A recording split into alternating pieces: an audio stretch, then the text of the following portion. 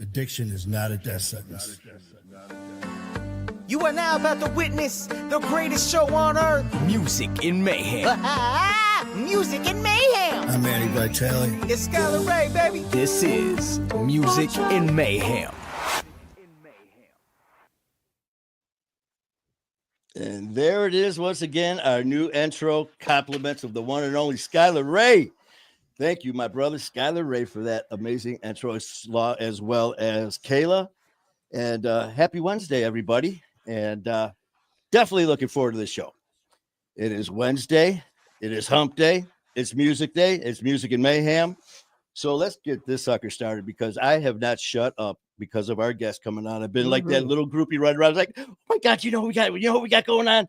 And people are like, yeah, we know, because don't shut up about it. But hey, you know what? When you have Benjamin Lerner on, I'm excited. So, but first and foremost, let's get this thing started by getting OG on here. Okay. There's okay. OG. I'll be in the background taking notes, guys. Yep. As everyone knows, she takes care of absolutely everything. Pen in hand, ready to go. Yep. So, welcome, Brad. Brad's already on. Hey. Yes. So all of the comments, you are not, and you will never be ignored. So if there's something, you have a question for Benjamin, for Skyler, myself, OG, Pound Cake, Susie, let us know. Yep. And so you're not being ignored at all. OG will handle that. So OG, thank you. Let's pop you out of there. And without further ado, the one, the only, the co-host extraordinaire, Skyler Ray. Woo! Hey, what's up, my brother? What's going on, my guy? How you doing? Oh, I'm good, man. How you doing? I'm doing pretty good. I'm excited, man. I'm excited for our guest today. Definitely has a story. He is a pillar in the recovery community. Not only that, but his music has such an impact on it. I'm super stoked that me and his paths have crossed. It's funny because I've been seeing him do his thing, and he was getting like crazy numbers, and I was like, I don't even care about the numbers, but the fact that he's so talented and his message is so good. Oh. And I was like, yo, I want to work with him. But the fact that he's doing crazy numbers, like, I'm afraid to reach out to him, right? Because I'm like, you know what I'm saying? I don't like to be rejected. Yeah. But I reached out anyways, and he got back to me. When it finds out that, he's actually was playing my music for a few years on his recovery radio station, all this stuff like that. So yeah, I'm excited because that just shows you never be afraid to go after something if you want something. And you never know who you're inspiring. So, yep. Just like my old man said, son, if you don't ask, the answer's always no. So with that being said, it's my pleasure and my honor to bring on the one and only Benjamin Lerner. Hey, Benjamin, how are you, brother? I'm blessed to be alive and blessed to be here with y'all, man. You guys are both inspirations of mine, and I'm so grateful you reached out. Skyler brought me into this greater universe. Yes, I have been playing your music ever since I came across that Drowning remix that brought me into the Skyler verse. And here on Vermont, thank you for having me. God bless you. I tell you, when I heard you guys collaborate, and it just seems, everything Skyler touches, man, is just gold. I just love him and Kayla so much. And all you guys separate with you and your music, and Matt Keegan, Kalichi, King Handsome, everyone else. But when you guys get together, the strength and the power and passion, the message is just unbelievable. And I thank you so much for coming on and sharing this. So thank you guys so much. Absolutely, man. And I just want to say thank you. I see you're in the studio. Hold on, let's give him the full screen if it allows it. Hold on. We're gonna. Oh no, we got everybody disappearing. Hold on, we're gonna pop. I got you. You just got to give me a second. Did it work? Well, now it's just me. Let's see if they get back on here. I'm here in Vermont, the beautiful state where I now reside. Moved here 3.5 years into my recovery. And it's a blessing to be here with these legends tonight, man. I know that they're going to be coming back at some point. They might be handling things going on behind the scenes. But as I'm coming through here, I'm just going to start by speaking on everything that's going on in my life and my recovery right now. It is an absolute gift to be here with these legends, maneuvering through life one day and one song at a time. I'm going to give it a couple more seconds to see if they want to jump back in. Y'all jumping back in? Well, I Yeah, tell you what, yeah. I just what we'll do, man, is that's what we want to do is we'll be jumping back and forth because the name of this show is Music and Mayhem. So Right. we don't have scripts. We just have fun with our amazing guests such as yourself and our incredible audience.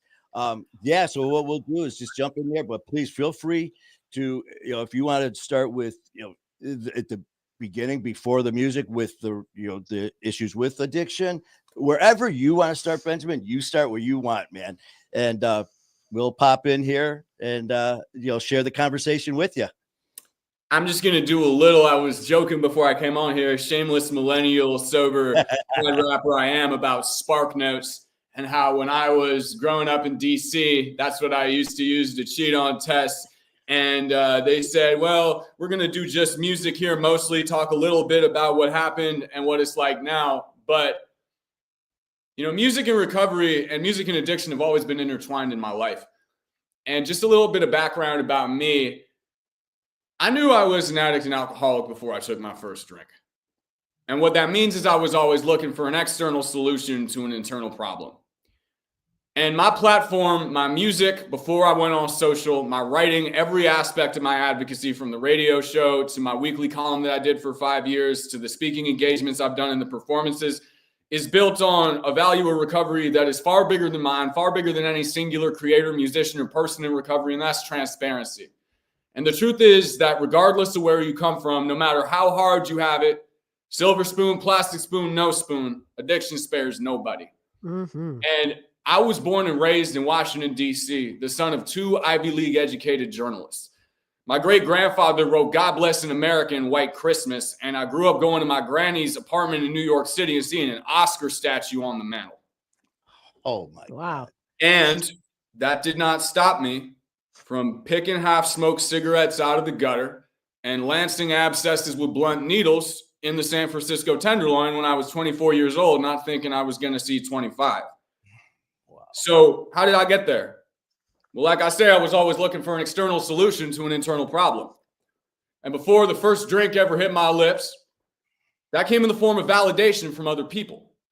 See, all my life, I've been crippled by my fear, especially in active addiction in my early childhood formative years. I was diagnosed with autism spectrum disorder when I was 3, 11, and 26 years old. Wow. As a very young child, as a middle schooler, and then again in recovery by a psychologist, because I was just curious if they got it wrong, and there it is. Back then, they called it Asperger's syndrome, functional autism, whatever that means. Now they call it autism spectrum disorder, but separate from any formal diagnosis, I can remember very vividly and distinctly being 3 or 4 years old, right around the time I went to the developmental therapist and got that diagnosis, and being at a Toys R Us or some toy store in a big mall with all these people, all these lights, and all these sounds. Nobody did anything to me. It was just the senses coming into my brain. And I hid under a display table and I cried and I screamed and I put my hands over my ears because it was too much. The sounds, the sights, the tactile sensations felt like nails on a chalkboard on the inside of my mind. And I always felt uncomfortable in my own skin. And, nobody's story is that cushy and that perfect, regardless of the fiscal situation you're born into. My parents got divorced when I was 6, but they were lovely people. A little bit of childhood trauma, but who doesn't have it? They didn't abuse me, but I saw my mom get very emotionally abused and slightly physically abused by what I would learn later was her alcoholic partner after my parents got divorced. But who doesn't have some form of sob story? My parents were good and loving people, and although my mom struggled with alcoholism for years, she actually ended up getting sober 5 years before I did, and her drug of choice was white wine. Wow. The most messed up thing is that all the love in the world could not save me from the fact that after I turned to approval from other people, never for being me, never for being myself, never for being Ben, the shy kid who just wanted people to love him, but for playing piano, for focusing my autistic mental energy and acuity into my obsessions with words and music. I would feed off of people saying, wow, that kid's weird, but he's so smart. Wow, that kid's weird, but he can really play those classical piano pieces. But it was never about me. And so what I learned early on is that what I brought externally defined how I felt internally. And then I started collecting things before I collected stamp bags of dope and bags of crack and little $1.50 bottles of Bacardi Limon and Jack Daniels. I would collect Pogs. I would collect Pokemon cards. I would collect video games, everything outside of me to make me feel like I had some worth. And it wasn't until I was 13 years old in my friend's basement, and I had little sips of liquor here and there, taste of champagne off the table, sneak it in New Year's Eve, a little sip of my dad's beer. I was there, but I don't consider that my first drink.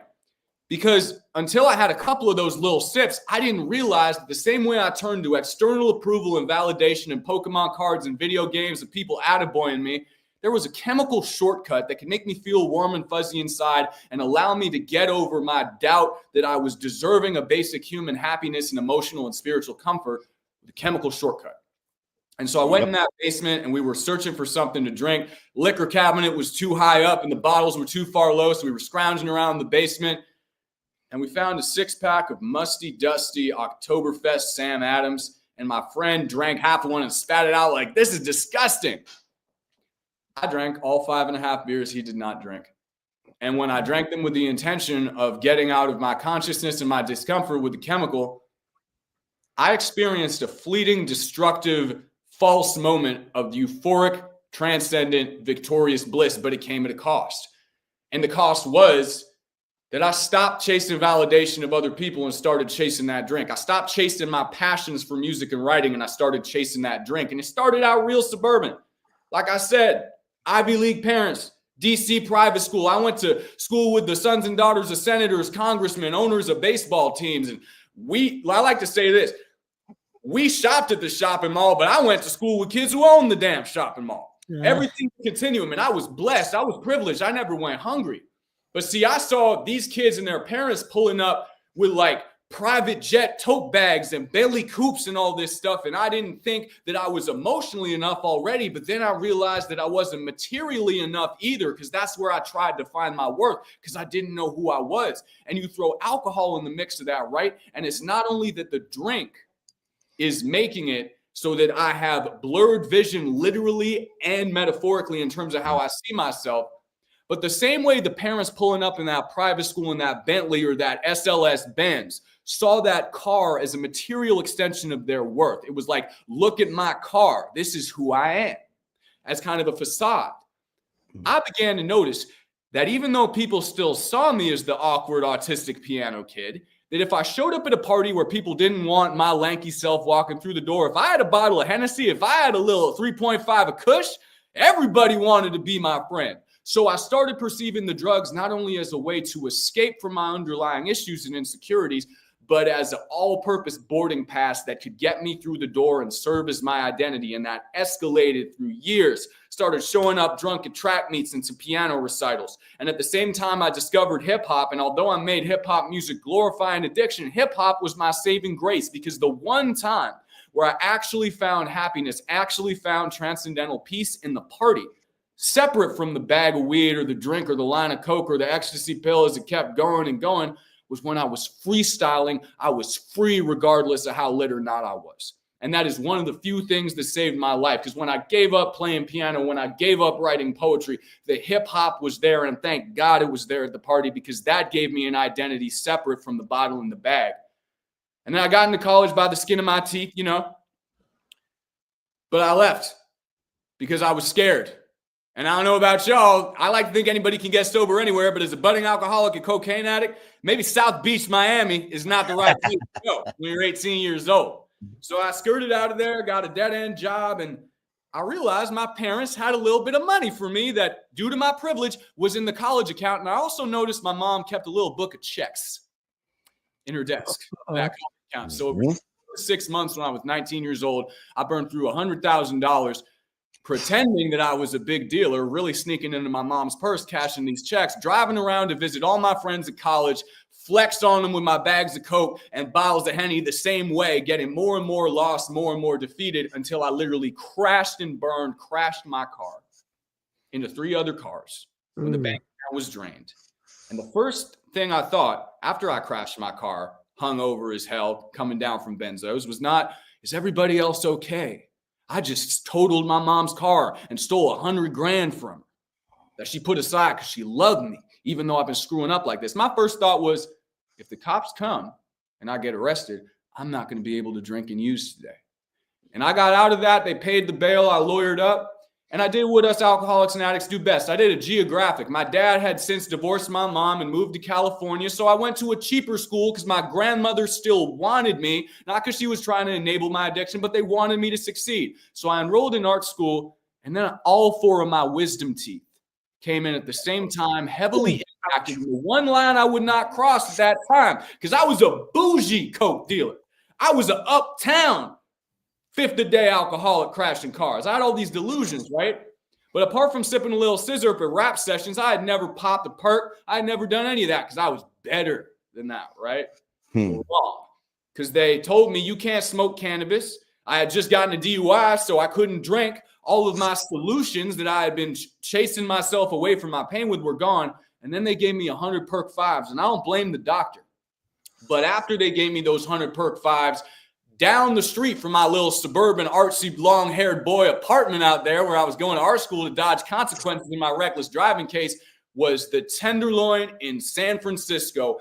And I bet y'all know the rest of the story if you know anything about the Tenderloin, Skid Row, Kensington, Portland, Seattle, and them open-air drug markets, man. It was not suburban anymore. That Oscar statue was not on the mantle in them trap houses when I started snorting 30s and Opanas. It wasn't in the trap houses in Baltimore when I dropped out of that school, came home, started copping dope. It wasn't at the rehab centers where my mom cried after getting sober from her alcoholic addiction, and she tried her best to get me sober. It wasn't when my friends started dying. It wasn't when I got stabbed in the side trying to cop dope, black tar out in the streets in California, when I first shot dope, when I first shot fentanyl, when I first smoked crack, when I had an abscess with a blunt rig, when I first had a seizure in front of my dad who was not an addict, crying at the hospital bed while they load me up with Ativan, hoping I don't snap my own neck from the dystonic seizure.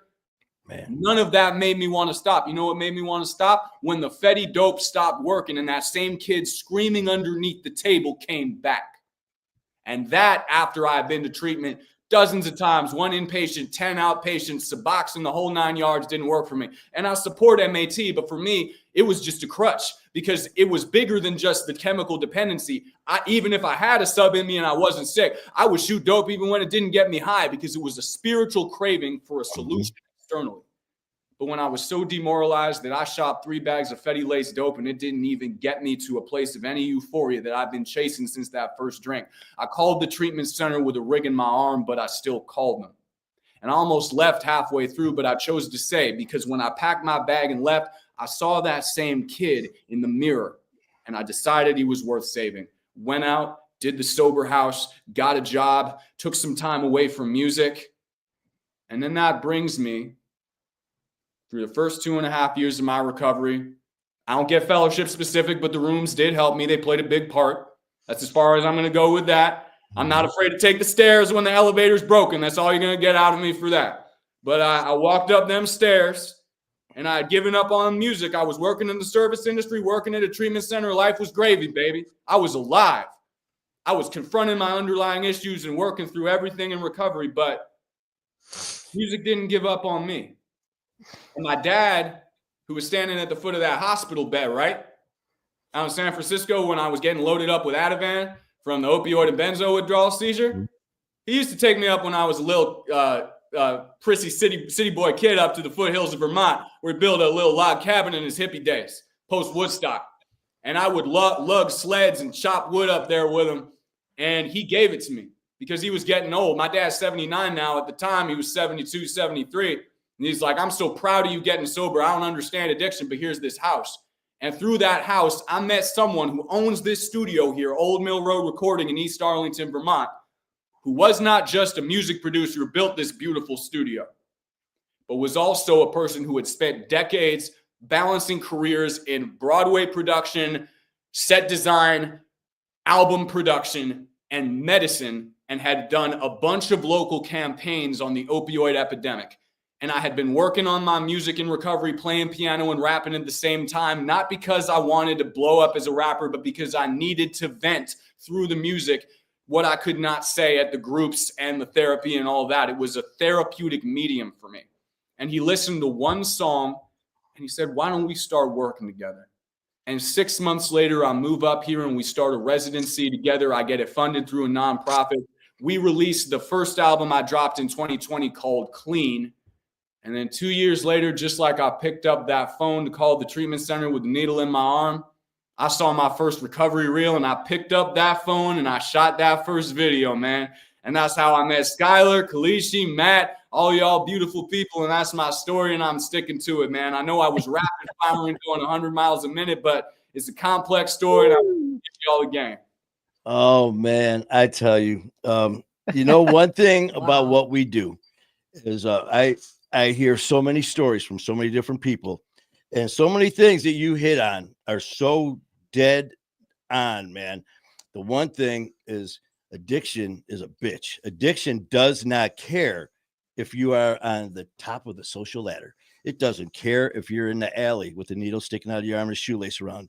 It doesn't matter if you're a CEO or if you're cleaning the toilet. It does not matter, man. And it will come after you with vengeance. Mm-hmm. So, for you just to let people know, man, it doesn't matter. So, in your story, what I always tell people is our stories are obviously so different, right? But when you get right down to it, they're so much the same.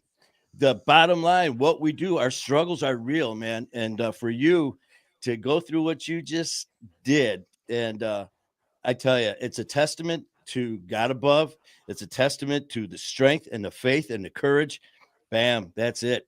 And the thing is, with you and Skyler and Matt and all of the others, man, the gift that we've been given to still be alive. And not only that, but you and Skyler with Matt and everyone else with the music, you give so much to so many others. And first of all, music saves lives, man. It truly does.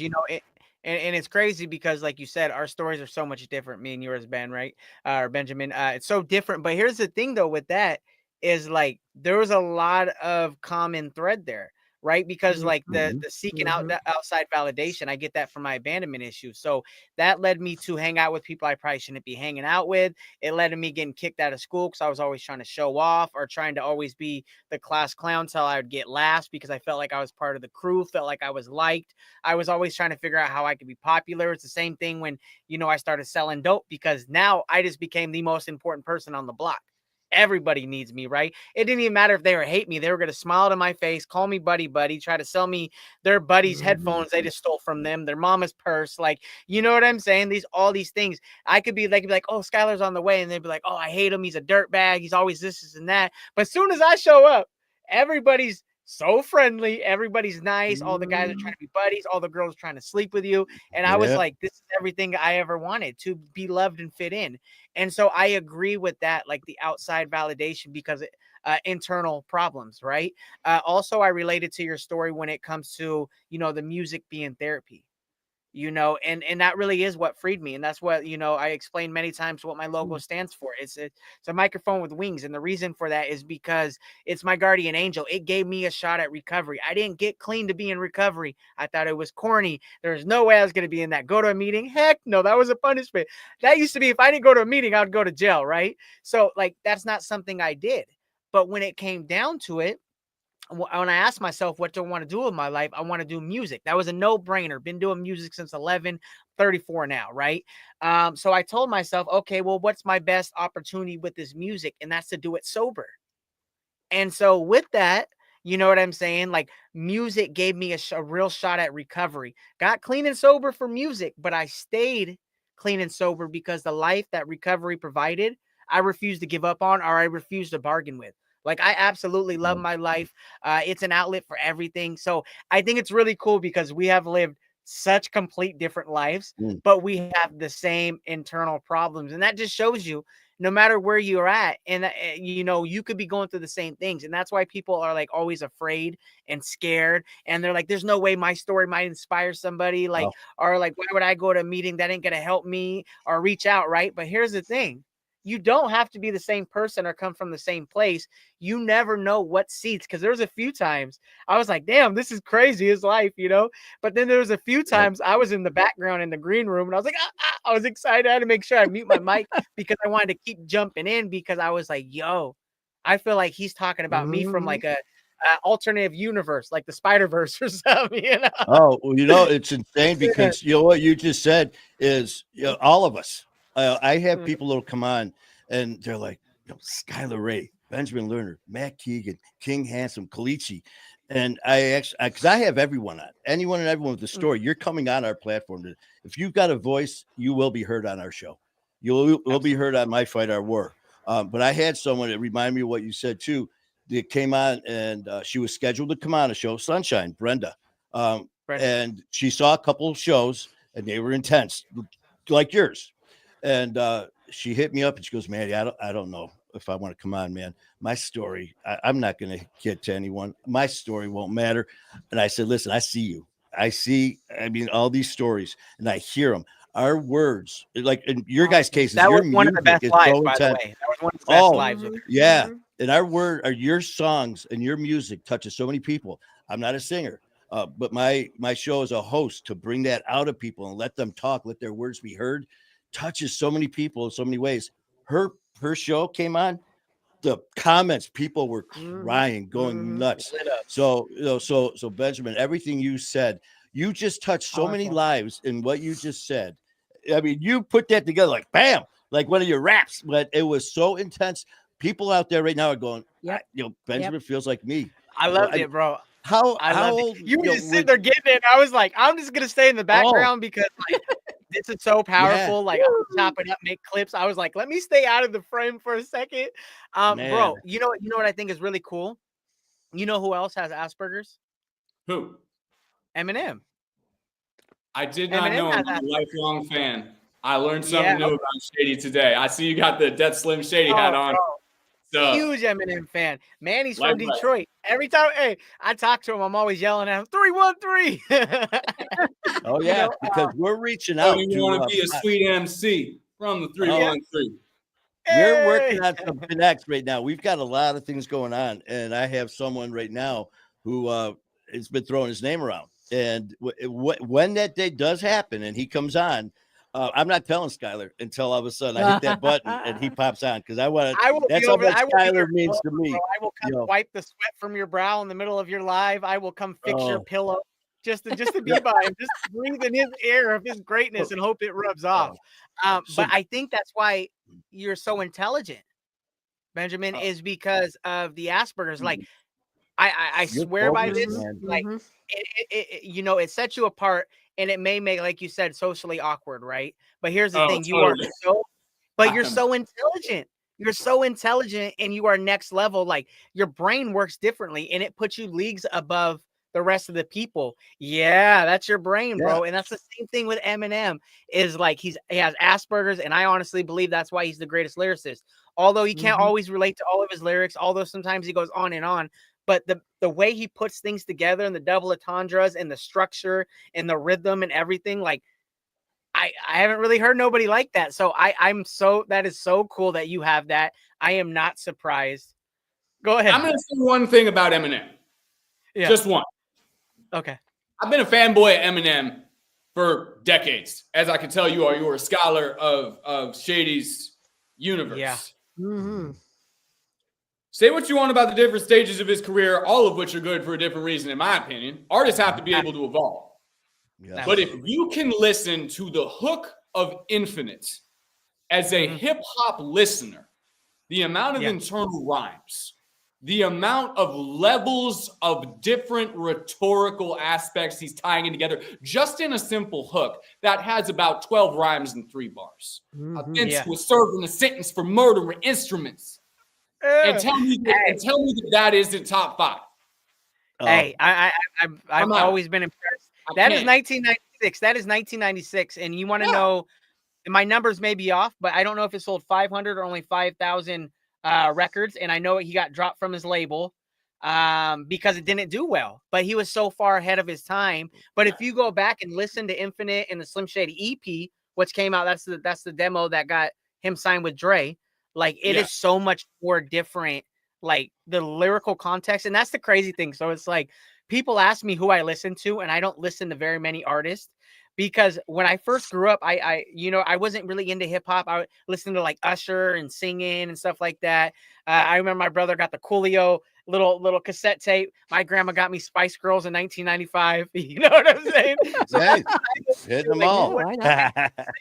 You know what I'm saying? I love singing. I just can't sing.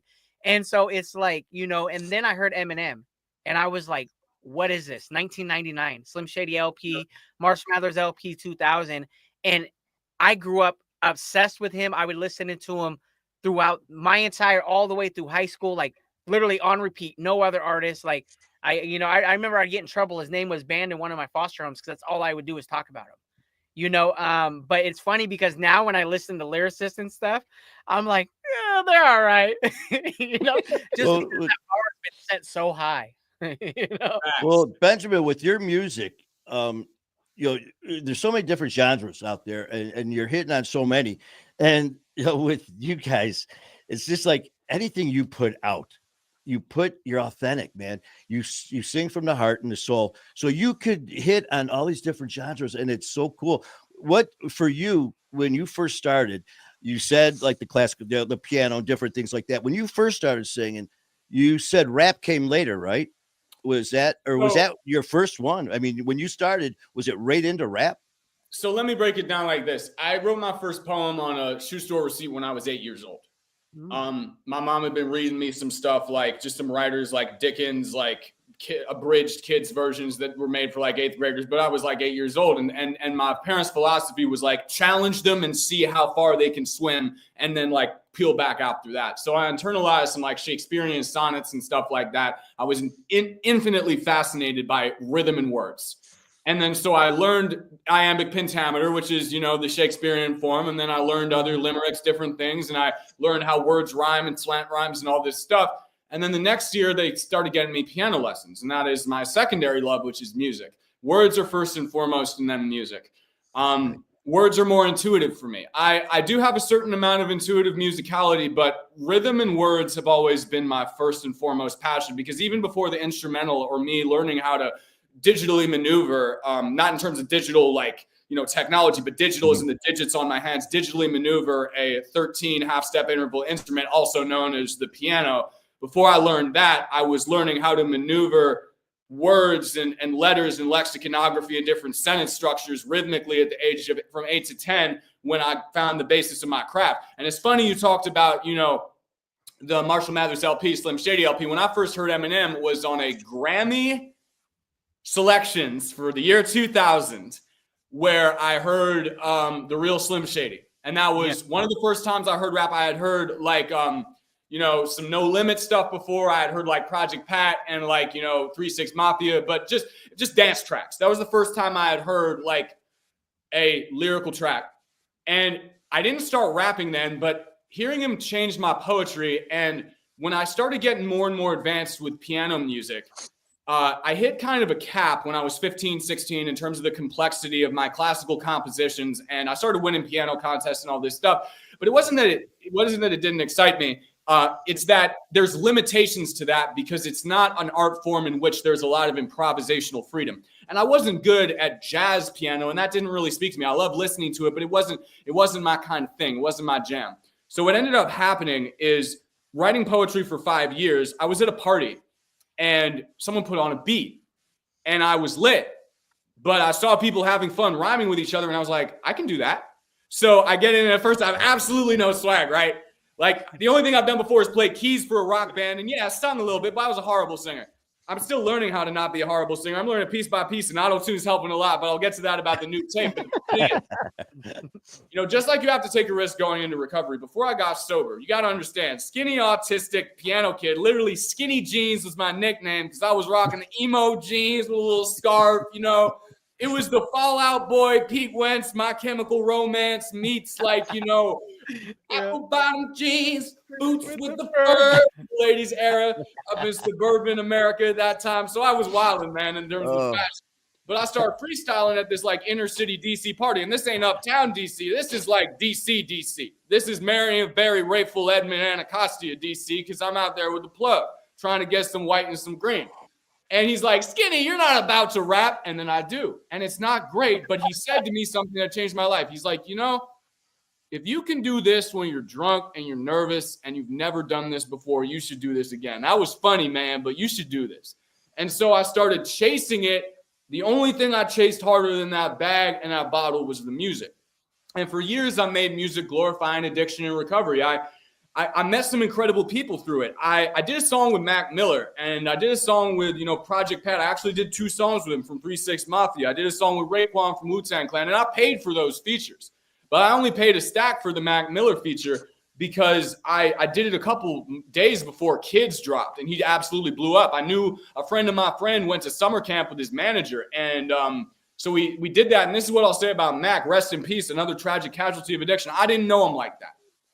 But I will say this about him. After I did the feature with him in August, before Kids dropped, we opened for him at a concert, which was the first sold-out concert he ever did outside of Pittsburgh, which was in a suburb of D.C., Springfield, Virginia, this like 500-person capacity club. And I'm turned. I'm off the yak. I'm off the green. And we do the show. I did all right.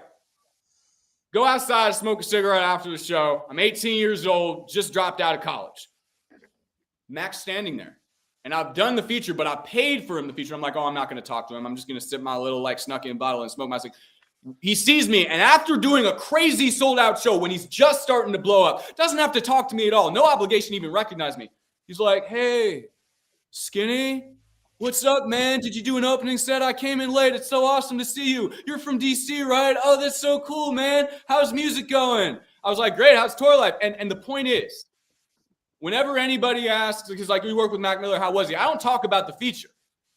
And this goes into it, for me, integrity, which is what I try to channel in my recovery. Because although Mac never found success in recovery, and God bless him, and it's a tragic loss, even in the beginning of his career and also the beginning of his addiction, he took the time to relate to me on an interpersonal level. He didn't think he was better than me because he had blown up. And he was as real and genuine and honest, if not more so, than when I was paying for a feature. And I'm saying this to say that when I made music in that rap lane, when I was using drugs, although the music was a high in and of itself, I got caught up in a separate cross addiction, which was validation on the level of YouTube views and clout and Dat Piff mixtape downloads. So I wasn't making music chasing artistic betterment, although sometimes it came naturally just as a result of putting in 10,000 hours as a freestyler. I was doing it because I wanted people to like me. And so when I got sober at 24, years after I had bottomed out and lost all the contacts I had in the industry because I was shooting dope at the shows that I was doing in the bathroom, and they were calling me out and just not wanting me to be there because I'd either be knotted out or not doing well in the studio, I knew that I wanted to make music, but I knew that I wanted to do it just for me, just like recovery. I had to get sober just for me. I couldn't do it because of romance. I couldn't do it for family. I didn't have any kids at the time, but I saw other people know you can't do it for your kids. And as a father of 2 now, I know that's the truth. I had to do it for me. And when I finally realized that the music wasn't about who I got as a feature, it wasn't about how much I could flex things and exaggerate things to create the same false persona I tried to create going into the party in high school as an extension of that. I treated it the same way that I treated talking about my life in recovery to someone who I worked with early on who saved my life. And what he said to me outside of a music context was, don't talk about the things that you would brag about at the rehab table, trying to be cool in treatment. Don't talk about the craziest stuff you've done. Talk about the stuff that's not cool to talk about. Talk about the stuff that keeps you up at night. Talk about the stuff that makes you cringe. Talk about the stuff that you would not want your best friends finding out about. And so today, that's what I try to do with my music. If I come off in a verse like I'm flexing, no disrespect to flex rappers, that's a sport. And I love flex rap. It turns me up, makes me feel good. I can't do it anymore. Because if I'm flexing through my music too much and I'm trying to portray a character of what I'm not, then that to me is not representative of the change I have made in my recovery and now try to channel into my music. So just as I had to evolve from active addiction and through all those different stages of my musicality, how I got to where I'm at today, separate from the new projects and all the things that brought me to this studio, which we can talk about too, the main difference is, the irony is, I got bigger numbers-wise and platform-wise by exponential factors by not trying to chase what other people thought about it. And when I was like, oh, this YouTube video, oh, I got a feature with this, oh, I got that, it fell flat because it was fake. And I was flexing. And that's my biggest piece of advice, recovery rapper or not. If your goal is to get a feature with an artist, then that's an external solution to an internal problem. If your goal is to get a record deal or 1 million followers, that's an external solution for an internal problem. And you might get it, but then if the followers go away or the deal goes away or the dude you collab with, who was the whole basis of your career because he put you on, doesn't want to collab, then what you got? So for me, just like recovery, it's all got to come internal. Yeah, and the thing is, man, you just hit it so much. You gotta be authentic. Me, Skyler, when he first came on my show, the first thing he said was he was rapping about all this stuff that he didn't relate to because it was just a song. But once he became authentic, boom, it took off. And like for you, and that's why I love Music in Mayhem, but I also love My Fight Our War, because on that, people get to, like, when you say, you know, your guys' names, and let's say the people that don't know your backstory, they say Skyler Ray, Benjamin Lerner, Matt Keegan, Kalichi, King Hansel, bam, bam, bam. They're like, their music is outstanding. Their music. No, man, I have been so blessed to get to know you guys on a deeper personal level. And that's why I reached out to King Handsome. Come on, and if you are willing, tell your backstory, because once they get to know you as the man behind the music, it's golden, because you're that man who went through the same pain and all these things, really went through them, and you're not just flexing to be something that you're not. So God bless you, man, and everything you're doing. I mean, you are just tearing it up. Sorry if I'm talking fast, man. I had some coffee and all that earlier in the day, and I'm just, it's funny with us three, because everyone, I've never done this before. I've only been doing shows and podcasts for less than a year. And because I was so nervous, if I had to get up in front of like 3 friends and like discuss something, I'd be like, that's our hypervent. I get all nervous. I couldn't do it. Anxiety. Now you can't shut me up. So then you put me and Skyler together, and it's like, and you would think I'm rapping.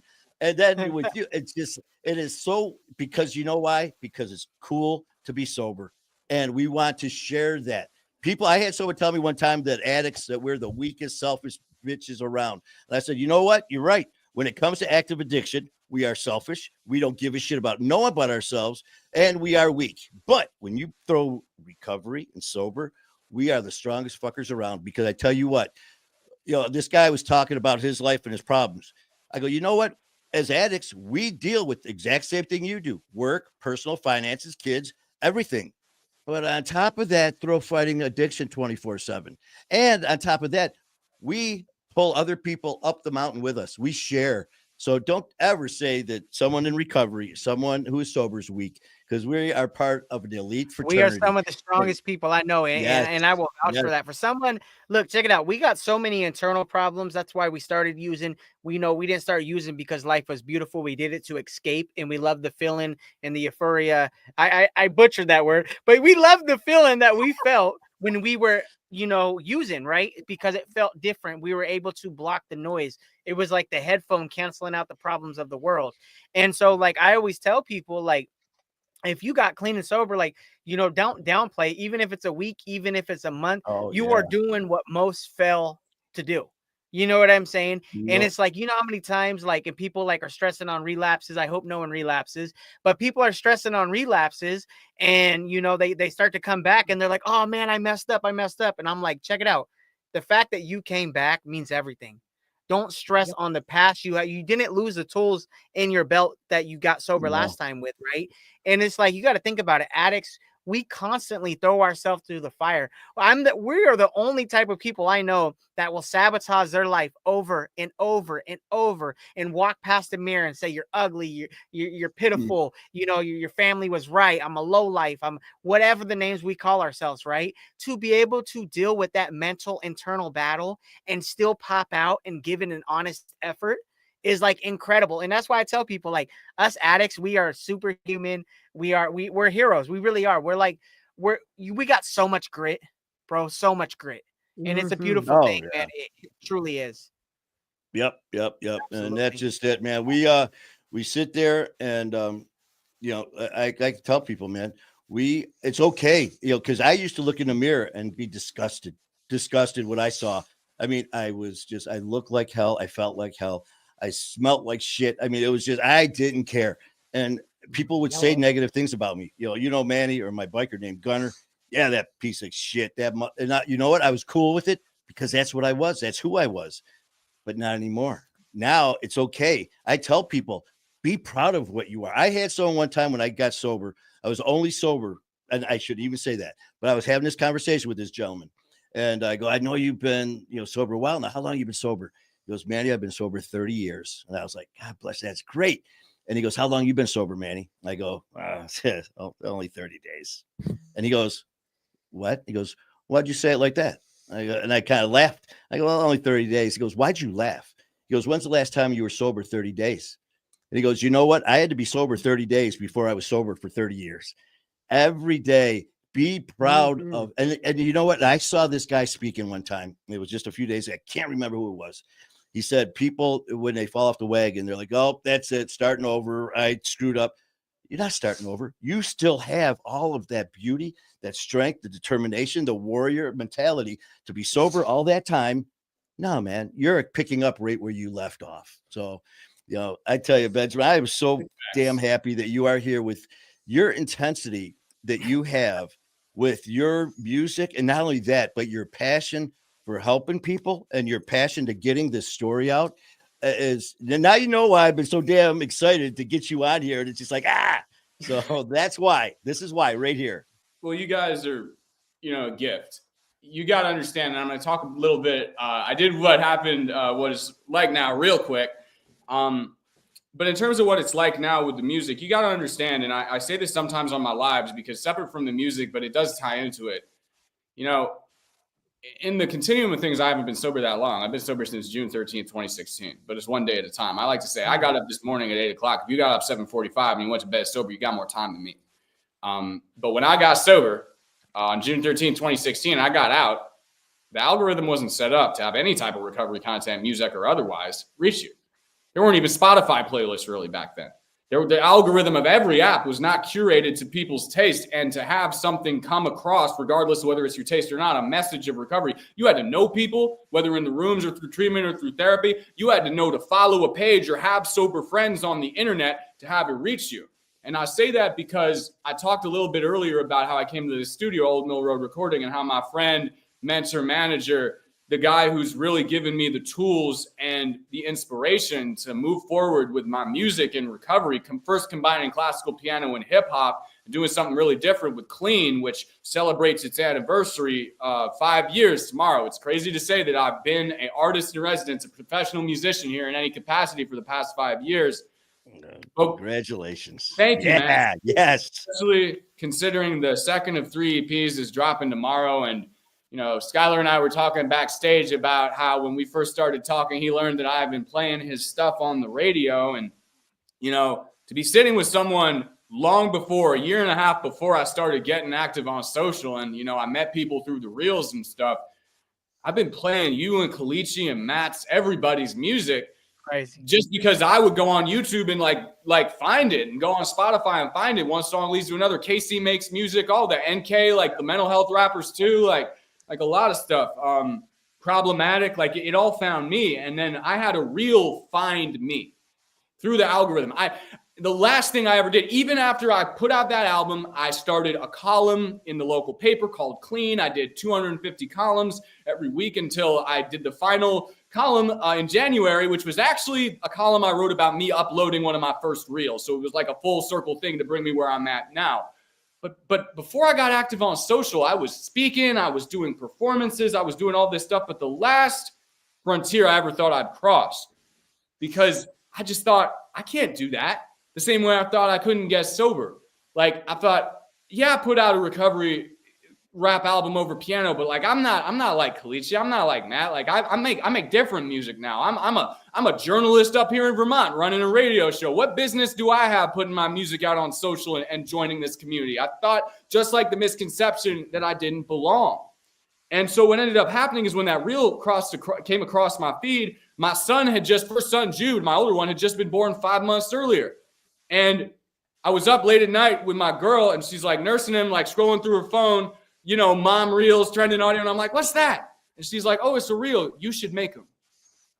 And I'm like, me? And she's 9 years younger than me. She about to be 25 in July. And at the time, I had just turned, like 30 the year before. And I was about to be 31. I was like, nah, I can never do that. She's like, you need to do it. It'll do you some good. Go ahead and put yourself out there. And I say this all to say that as someone who's been playing recovery rap on the airwaves here, the first FM radio recovery rap dedicated show in the country, I might add, on a radio station that gave me the chance, recorded here at this studio where Dr. Sherman gave me a chance as a doctor and producer, working with me as producer, artist, doctor, addict. The first reel I filmed was walking my dog around the block when I was tired, staying up all night, changing diapers. And I kept telling myself, nobody's going to watch this. You look stupid. You sound stupid. Don't do this. But just like I thought, walking into that treatment center, it's not going to work. It's not going to work. But the same way I talk about with the music for the talk reels, before I started posting the music on social and that got to where it is, I was like, just do it, man. But don't do it because you want views. Don't do it because you want to build a platform. Do it because you need to speak on your recovery. And I gave myself 2 rules. If it does not help me to say this, not just to the internet, but myself, I don't do it. And if it's not something that would resonate with me in active addiction or early recovery before online recovery stuff was a thing, I don't do it. And the same thing goes to my music. And just like I had given up in early recovery on ever doing music, I hadn't given up on doing music, but I wasn't going to do like a hip hop thing. I was getting ready to work on my singing and drop a folk album. But I came in here, I started doing a verse a week, and I thought, I was like, no one's going to listen to this. It's stupid. And, it was stupid enough that less than a year later, I was at the Lost Voices of Fentanyl rally with my now Matt Keegan, singing my heart out to a crowd of people in my hometown, full circle, who had lost their loved ones and marching on the White House to demand actions in the fentanyl crisis. And then a couple months after that, I was out with Matt recording the Price of Addiction music video. And a couple months after that, I started talking to Kalichi. I started talking to Skyler. I started talking to little Casey Makes Music, although we haven't collaborated yet, but just talking to each other. The same people I played on my show, who I idolized. And you know what? It all happened because of these EPs I'm putting out, like the one tomorrow, Run Towards the Truth, has a feature from Kalichi on it.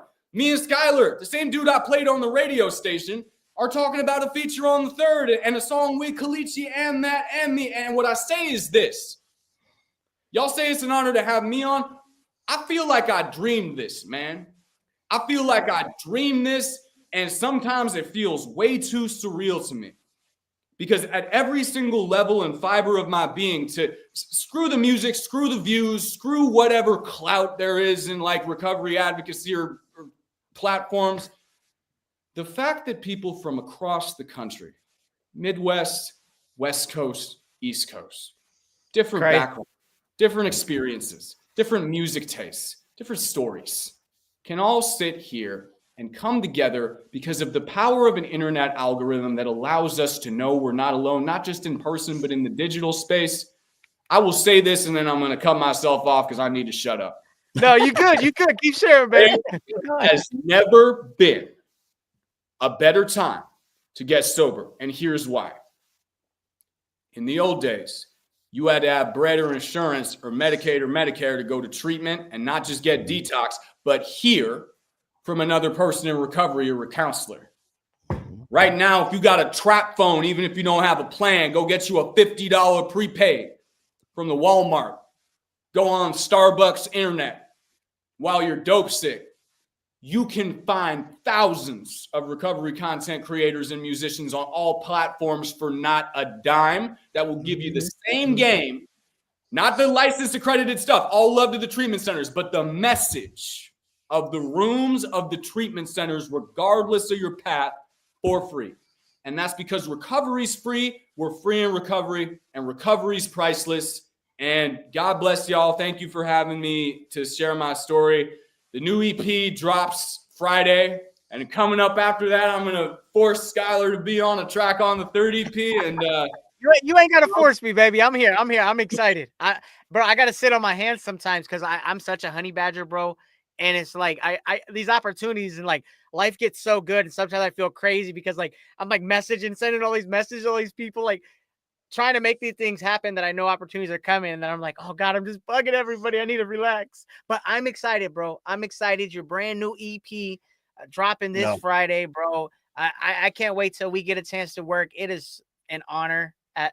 You know what I'm saying? I don't have the words to express it, bro. Like it's really cool because like, you know, I was watching your stuff and just seeing how authentic you were and watching you be able to speak your truth and message. And I was like, bro, this guy gets it. Like, you know, there was something different about you. It was very unique. And I was like, you could tell when somebody gets to talking, if they've like been through it, kind of messed with it, or just like, are they like book smart when it comes to addiction? You know what I'm saying? But it's like when you've been through real life experiences, like that stands out, man. And like you are super unique. I'm so excited, bro. I can't wait to, bro. When we get a chance to meet, bro, I'm giving you a hug. I'm making sure we get that picture. It's gonna be a big old group. Heck yeah, man. It's all around. And the thing is, too, man, is with addiction, the rule number one: don't even try. You cannot lie to an addict. We will call you out. We're not going to sugarcoat it. I said from day one when I started My Fight Our War, we're here to love you, support you, motivate you, stand by your side through thick and thin. We will be here to kick you in your ass when you need it. But I'm going to call your ass out when I catch you lying to me because I've sold those same lies before you did. So, you know what, man, I thank you so much for what you've been sharing. And, you know, this is just the beginning. And like I said, the invite for you to come on My Fight Our War to even go more into whatever you'd like. The floor is yours. I'd be honored to have you on and just to continue this. But I tell you what, man, you tore it up, man. And this has been a true blessing. Oh, yeah. Go ahead, Benjamin. Can I say one more thing? I just want to shout out absolutely everyone in the comments for being amazingly supportive, open to the message of all three of us dudes here and sharing your experience, strength, and hope too. And I want to let anybody know who might be watching this on the live or on the replay. I don't care if you've been Narcaned 100 times, been to jail, been to prison 100 times, been thrown out of your family, your loved one's house 100 times. If you've given up on yourself, you do not have to give up on yourself. You are a good person and you do not deserve to be sober as punishment. You deserve to be sober because you are beautiful, you are loved, and you deserve to be free. Amen. Amen, man. Well, I'll tell you what.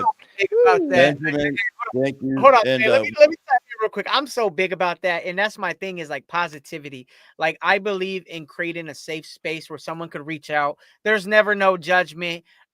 You know, I've learned a lot of, you know, respect and patience, especially like through my brother going through addiction, because it's like sometimes I just want to be like, get your stuff together right now. This is what we're doing. And it's like, I know ultimately that he's not in the space to hear that, or he's not ready, because then there'd be different actions. Life would look a little different. And so I have to like remind myself like, hey, you know, this is the relationship. I'm very blessed that he responds to me, you know, and I'm there for him. And I want him to know that it's love, it's gentle. And there's never no judgment. I never judge another human being because I know when I was out in my addiction, I was not getting clean. I know how many times I promised myself this is the last shot. Then I kept using until I got arrested, came back out, using until I was tired. This is the last shot. I've never been able to quit on my own. I've had to quit because of jails and institutions. That's the only time I ever got sober time besides this last time popping out, right? So I was forced every single time. So it's like, I don't judge anybody who can't get clean because I couldn't get clean. I literally had to be forced to get clean, thrown in a cell, shut the door on where I had no access. Right. So it's like, you know, everybody has value, man. Everybody means something. You know, I don't care who you are. If you guys are watching this, every single one of you guys have so much value in this life. You guys have something to offer that is totally different than anybody else's. It's very unique. You can be yourself 100% and no one else can be a better version of you. Please reach out if you need help. If you're not ready that yet, stick around, keep watching, drop comments, send me a message. You know what I'm saying? I'm sure Benjamin's the same thing. Manny's the same thing, bro. And Benjamin, I just want to say, like, so this live is doing so well. This is the most viewers we've had. We had 38 viewers at one time. Oh, yeah, so we're flying. I took a picture with it. I had to remove myself so I wasn't like this with the phone. But congratulations. I think your story speaks for itself. And that's that following, that algorithm that you Yeah. talk about. That you talk about like before, like you had to know somebody or find it, or you had to have sober friends that were on your timeline to leave a comment so that their comment would pop up under this random reel that happened to be about recovery. And it's like, bro, you are paving the way. You are seriously like, bro, you are doing your thing. Kudos to you. I'm excited to go check it out. Everybody listen up. Hey, he has a brand new album dropping this Friday. You do not want to miss it. I know all the tracks are going to be amazing. He has one with Kalichi. Don't sleep on Benjamin. I'm telling you. Man. I'm singing. I'm singing on it, though. Y'all ain't ready. Not ready. Well, I tell you guys, this has just been an amazing show, and the safety and no shame and no judgment. That's why I formed My Fight Our War, because I said from the day one, I'm not a counselor. I've got no degrees. I've never been a peer coach, a recovery coach, nothing. What I am is one of you, and we are all here together. We're in this together. We are all one family. So, Benjamin Lerner, thank you so much for the honor of being on this show. And I look forward to working with you again, not only with us here, but again, you are welcome on My Fight Our War, and we will get that set up in the future. Let's hit it, man. Let's go. All right. Thank you so much. Benjamin Lerner, thank you. Before you go, Benjamin, where can people find your album? I was just going to say Friday, the big drop is Friday. Where can everyone hit that up? Spotify, Apple, YouTube, Reels all across every platform, Facebook, Instagram, TikTok, YouTube Shorts. I am out there, man. Just like my recovery, I'm out in the open. Well, unbelievable. Benjamin Lerner, thank you so much, man. God bless you. Thank you for taking care of Benjamin Lerner, because by taking care of you, you are now taking care of so many people. So first and foremost, thank you for taking care of you. And in your amazing music and your attitude and your word and your message, you are saving lives. So saving lives, boy. Hey, you are. That's why when I see you, I'm giving you a hug, bro. You are saving lives out here. Thank you so much, man. We're gonna be doing some group hugs in August. So let's do it. All right, brother. All right. Well, I appreciate you guys, man. You want to take us out? Yeah. Man, what a show. What a show. The one and only Benjamin Lerner. I tell you what, I've been a fan of all these guys for first and foremost, of course, because their music, but I've been very privileged to be in a position where these guys, Skyler, Matt Keegan, King Handsome, Kalichi, all these guys who I'm getting to know on a personal level. It is such an honor and privilege to hear their backstory. They are legends, not only with their music, but with their story and their love and compassion. You are not alone in this. Addiction is only a word. Addiction is not a death sentence. Stand by each other, support each other, never give up on each other, never give up on yourself. Love you guys, and keep fighting the good fight.